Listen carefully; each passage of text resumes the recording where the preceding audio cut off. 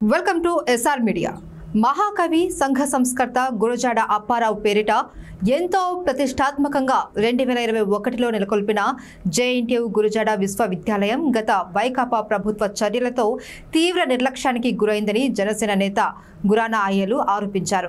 గురువారం ఆయన మీడియాతో మాట్లాడుతూ జేఎన్టీయూ కాకినాడకి అనుబంధ కళాశాలగా ఉన్నటువంటి university college of engineering Vizianagaram university హోదా కల్పిస్తూ గత ప్రభుత్వం ఏపీ యాక్ట్ నెంబర్ 30 ఆఫ్ 2008ను సవరణ చేసి జేఎన్టీయూ అమెండ్మెంట్ యాక్ట్ 22 ఆఫ్ 2021 ద్వారా జేఎన్టీయూ జీవీ విశ్వవిద్యాలయం ఏర్పాటు చేయడం జరిగిందని, పేరుకే విశ్వవిద్యాలయం అయితే ఏర్పాటు చేశారు కానీ దానికి సమకూర్చవలసిన నిధులు, బోధనేతర సిబ్బంది నియామకాలు ఏమీ చేపట్టకుండా తీవ్రమైన నిర్లక్ష్యానికి గురైందని అన్నారు. ఈ విశ్వవిద్యాలయానికి కావాల్సిన వసతులు సమకూర్చుకోపోగా అక్కడ నియమితులైనటువంటి బోధనేతర సిబ్బందిని చట్ట వ్యతిరేక బదిలీలు చేశారు అని ఆరోపించారు.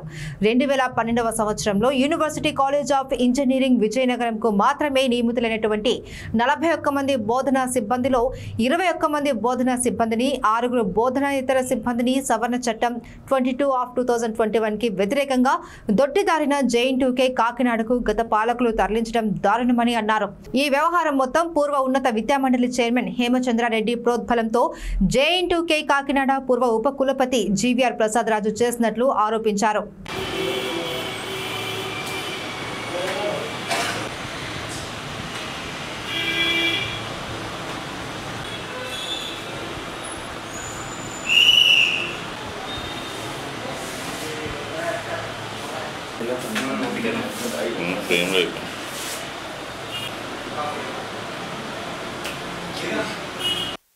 గత ప్రభుత్వం చాలా అన్యాయాలు ఘోరాలు చేసింది. అందులో మచ్చుక్కి ఇక్కడ ఉన్నటువంటి జేఎన్టీయూ కళాశాల ఏదైతే ఉందో దాన్ని 21లో గురజాడ విశ్వవిద్యాలయంగా చేయడం జరిగింది. చేసిన తర్వాత అప్పటి వరకు ఉన్న స్టాఫ్ ఎవరెవరైతే ఉన్నారో 41 మంది బోధనా సిబ్బంది, మిగిలిన వారు ఎవరైతే ఆ బోధనా సిబ్బంది కాని వారు స్టాఫ్ ఎవరైతే ఉన్నారో వాళ్ళందరూ ఉంటుండగా దీన్ని విశ్వవిద్యాలయం చేసిన తర్వాత ఇక్కడి నుంచి 21 మంది బోధనా సిబ్బందిని, బోధనేతర సిబ్బందిని ఒక 6 మందిని ఇక్కడి నుంచి కాకినాడకి అన్యాయంగా తరలించడం జరిగింది.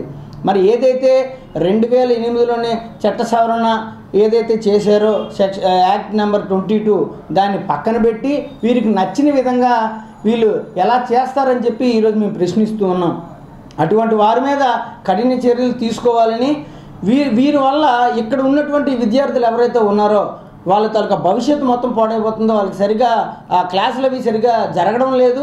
కాబట్టి వెంటనే ప్రభుత్వం దీన్ని సీరియస్గా తీసుకొని ఏదైతే మరి తప్పు జరిగిందో ఆ తప్పు చేసినటువంటి గత ఎవరైతే ఉన్నత విద్యా మండలి చైర్మన్ హేమచంద్రారెడ్డి గారు ఎవరైతే ఉన్నారో ఆయన మీద, మరియు అలాగే గత కాకినాడ వీసీ అయినటువంటి జీవీఆర్ ప్రసాద్ రాజు గారిని కూడా అదేంటది వాళ్ళని ప్రశ్నించాలని చెప్పి, అంతేకాకుండా వారి మీద కఠిన చర్యలు తీసుకొని ఇలాగా స్టూడెంట్స్ తాలూకా జీవితాలతో ఆడుకుంటున్నటువంటి వారి మీద కఠిన చర్యలు తీసుకోవాలని చెప్పి మేము కోరుతూ ఉన్నాము.